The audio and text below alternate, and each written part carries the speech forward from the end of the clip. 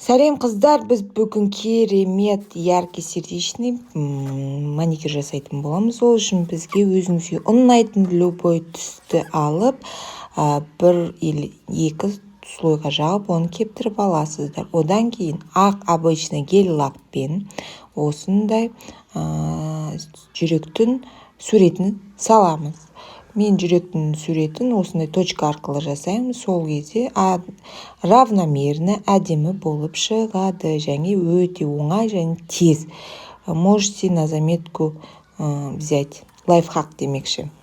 Вот, оны обязательно кептіріп аламыз. Содан кейін өзіңізге ұнайтын яркий цветтерді бір капля топпен араластырып, бір маленький кисточканы батырғаннан кейін топпен араластырып, осындай слабо яркий түс шығатындай гельді араластырып аламыз. Одан кейін кепкен жүрекшенің үстіне үстіп обводить етеміз, толтырамыз, бояймыз.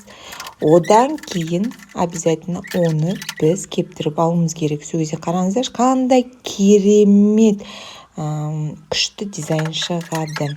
Любой клиенттің көңілінен шығатын, сіздерге уақытыңызды үнемдейтін креативный дизайндардың бірі. Бұны кептіріп аламыз, біз обязательно жақсылап тұрып. Одан кейін я решила его покрыть матовым топом. То есть матовый топ бұл дизайнның өңін одан арман күшті қылып ашады. Матовый топпен кептіріп алғаннан кейін жүрекшелердің үсті яркий болсын деп, әдемі көрінсін деп, топ без липкого слоямен жүрекшенің үстін күштілеп сурет салып алдық. Сол кезде эффектінің күшті дизайн шықты. Ал екінші вариантты басқа түспен, басқа ракурспен, тура сондай методпен жасалған тағып дизайныңызды назарларыңызға ұсынамын. Бұл дизайнды өте күшті, сіздердің көңілдеріңізден шығады, өте оңай, тез жасалады. Сол себептен менің каналыма тіркеліңіздер.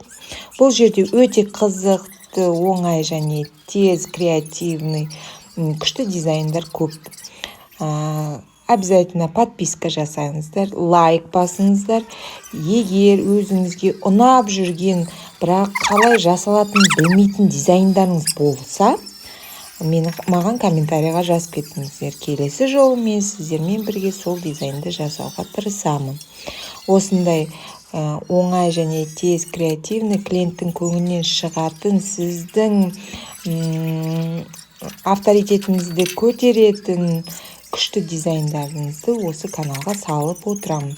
Так что поддержите меня, подпишитесь и лайкните. Мне будет очень приятно, и я буду стараться. Так что мені қуантыңыздар, мен де сіздерді қуантамын. Ал келесі кездескенше сау саламат болыңыздар. Каналымда кездескенше қош болыңыздар.